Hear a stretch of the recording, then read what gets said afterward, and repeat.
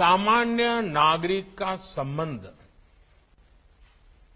अगर सरकार नाम की किसी व्यवस्था से सबसे पहले आता है तो पंचायत से आता है, नगर पंचायत से आता है, नगर पालिका से आता है, महानगर पालिका से आता है। सामान्य मानवीय का जीवन का रोजमर्रा का संबंध आप ही के लोगों के जिम्मे है और इसलिए इस प्रकार के विचार विमर्श का महत्व बहुत बढ़ जाता है।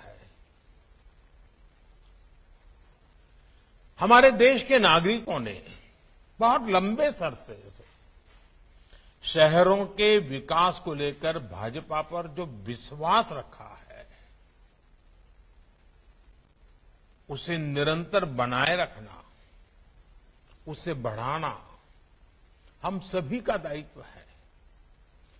शायद आप लोगों में से जो लोग जनसंघ के जमाने की बातें जानते होंगे तो कर्नाटका में उडुपी नगर पालिका, जनसंघ के लोगों को वहां के लोग हमेशा काम करने का अवसर देते थे उडुपी, और जब स्पर्धाएं होती थी उडुपी हमेशा देश में अव्वल नंबर पर रहता था परफॉर्मेंस में।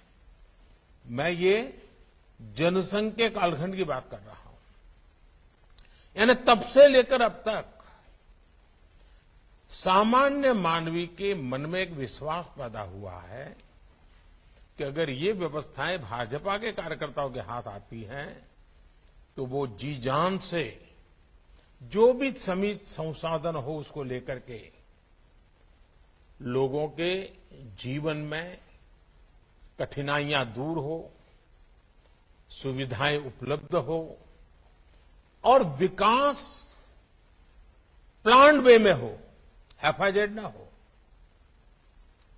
साथियों, आज आप सभी जिस अहमदाबाद शहर में हैं उसकी अपनी बहुत बड़ी प्रासंगिकता है। सरदार वल्लभ भाई पटेल कभी अहमदाबाद म्यूनिसिपैलिटी पार्टी में चुने हुए सदस्य हुआ करते थे, कभी मेयर के रूप में भी अहमदाबाद का नेतृत्व उन्होंने किया था और यहीं से उनकी जो शुरुआत हुई देश के उप प्रधानमंत्री पद तक पहुंचे।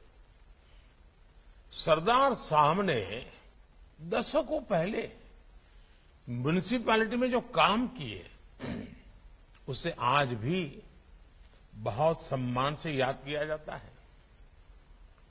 आपको भी अपने शहरों को उस स्तर पर ले जाना है कि आने वाली पीढ़ियां आपको याद करके कहें कि हां, हमारे शहर में एक मेयर हुआ करते थे तब ये काम हुआ था, हमारे शहर में भाजपा का बोर्ड चुन करके आया था तब ये काम आया था, भाजपा के लोग जब यहां सत्ता में आए थे तब इतना बड़ा परिवर्तन आया था।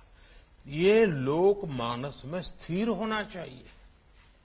साथियों, सबका साथ, सबका विकास, सबका विश्वास और सबसे महत्वपूर्ण बात है सबका प्रयास।